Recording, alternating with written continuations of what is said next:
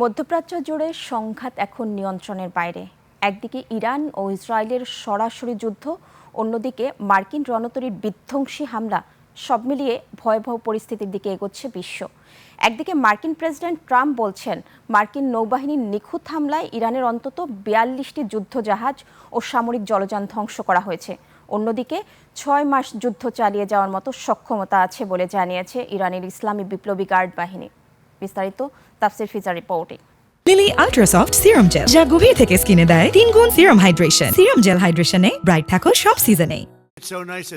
রণক্ষেত্রে বড় ধরনের ক্ষয়ক্ষতির দাবি করেছেন মার্কিন প্রেসিডেন্ট ডোনাল্ড ট্রাম্প। তিনি জানিয়েছেন, মার্কিন নৌবাহিনীর নিখুঁত হামলায় ইরানের অন্তত 42টি যুদ্ধজাহাজ ও সামরিক জলযান ধ্বংস করা হয়েছে। পারস্য উপসাগরে ইরানের আধিপত্য দিন দিন কমছে বলেও দাবি তার। তবে ভিন্ন মন্তব্য করেছেন ইরানের ইসলামী বিপ্লবী গার্ড বাহিনী IRGC। তারা বলেছে, বর্তমান পরিস্থিতিতে অন্তত 6 মাস তীব্র যুদ্ধ চালিয়ে যাওয়ার পূর্ণ সক্ষমতা রয়েছে ইরানের। ভূগর্ভস্থ মিসাইল সিটি এবং ড্রোনবহর যে কোনো দীর্ঘমেয়াদী আগ্রাসন মোকাবেলায় শতভাগ প্রস্তুত বলেও জানিয়েছেন IRGC। অন্যদিকে মধ্যপ্রাচ্যের রণক্ষেত্রে এক প্রলয়ঙ্কারী মোড় নিতে দেখা গিয়েছে।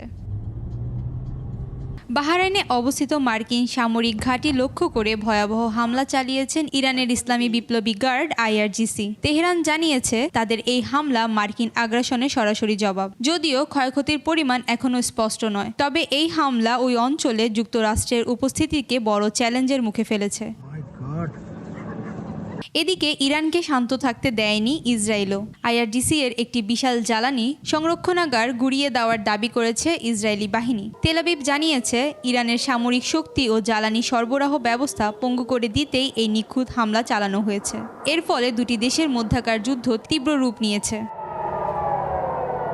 ইসরায়েলের জন্য সাহায্যের পথ আরও অটল করেছে ওয়াশিংটন। মার্কিন প্রশাসন জরুরি ভিত্তিতে ইসরায়েলের কাছে 20,000-এরও বেশি আধুনিক বোমা বিক্রির অনুমোদন দিয়েছে। প্রায় $151 মিলিয়ন মূল্যের এই চুক্তি মধ্যপ্রাচ্যের মার্কিন আধিপত্য ও ইসরায়েলের সামরিক শক্তিকে আরও ত্বরান্বিত করবে বলে মনে করা হয়েছে। ইউরোপের শান্ত শহর ওসলোতেও পৌঁছেছে আতঙ্কের রেশ। নরওয়েতে অবস্থিত মার্কিন দূতাবাসের কাছে বিস্ফোরণ হয়েছে। বিস্ফোরণের পরপরই পুরো এলাকায় নিরাপত্তা জোরদার করা হয়েছে। তাফসির ফিজা, নিউজ ডেস্ক, 21 টেলিভিশন।